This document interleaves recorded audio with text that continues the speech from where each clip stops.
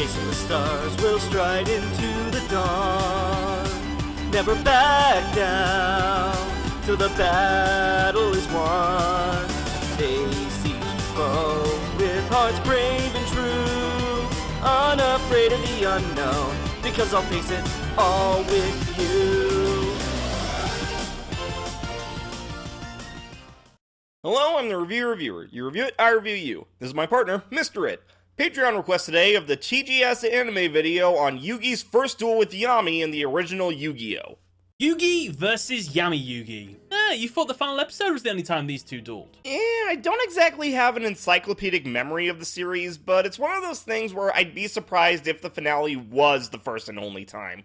The twist to this duel, which makes it kind of memorable, is that both duelists are playing with the exact same deck, with their cards in the exact same order. This feels like setup for one of those duel puzzles that the video games sometimes have.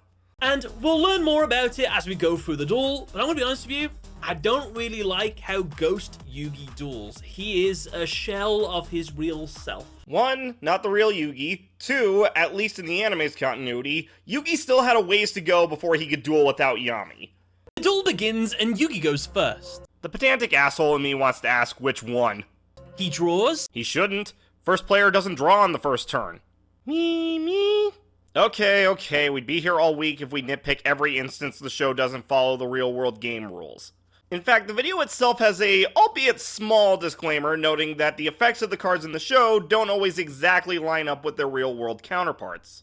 And his opening hand consists of Gazelle, the king of mythical beasts, Sangan, Dark Magician Girl, Alpha the Magnet Warrior, Polymerization, and Monster Reborn. Hey, I thought they banned this! There's so many better options. You just picked the worst one, but it's done now.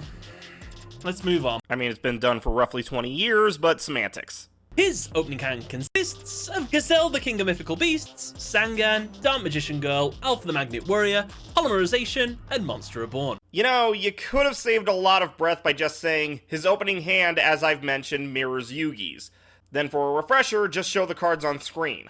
Yugi insanely sets his Sangan face down and ends his turn. Why? Oh, he angry. Now, if I had to give a defense for these mad plays that Yugi is doing, perhaps he is trying to create a very specific endgame. He's trying to create the endgame between Yami and Raphael, where the catapult turtle was on the field and he started sacrificing his monsters. At the end of the day, this apparition of Yugi is trying to teach Yami a lesson in order to conquer his own darkness, so that would make the most sense. Ding ding ding ding ding! Congratulations! You just hit the nail on the head! The thing about this show is that it's not about showing off the most optimal plays, but rather showcasing an entertaining duel and using it for the sake of the plot. If characters always played the most optimal, fast ways to victory, sure they'd win more, but the duels would become interchangeable. Regardless, it is here that it's revealed that adding the card was not the point of this play. It was actually so that Yugi could shuffle his deck, meaning he will no longer draw the same cards as Yami throughout the rest of the duel. This is a good and bad thing. It's a good thing because, well, the opponent doesn't know what he's got in his hand and what he's going to draw from now on. It's just a bad thing because now you won't know what your opponent's going to draw anymore. So, yeah. Actually, you could argue that Yugi gave up a slight advantage because he would always be one card ahead of Yami thanks to going first. Anyway, Yami orders his Chimera to attack Yugi directly. Yami ends his turn.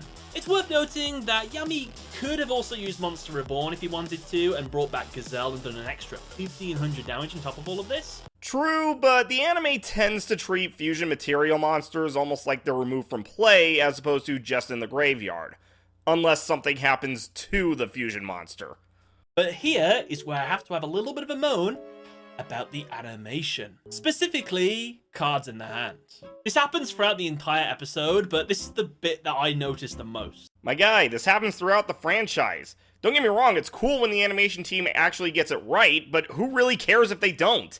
Anyway, Yugi, having drawn the Silvari Calcos, activates it. Now, all of Yugi's monsters summoned will gain 500 attack. The seal can't be destroyed by card effects. Monsters can be summoned into the spell and trap zone. Monsters in the spell and trap zone can't be attacked if there's a monster in front of them. And monsters can be moved back and forth. And allegedly all monsters become dark, but... Yeah, sadly the real world version of that card doesn't have the 2 rows thing, but it does state that your opponent can't attack your weakest monster. It's back to Yami.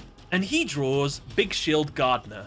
With little options, Yugi summons his Big Shield Gardener into face-up defense and ends his turn. Why he didn't summon it into face-down defense, I will never know. Actually, that's another weird quirk of the show.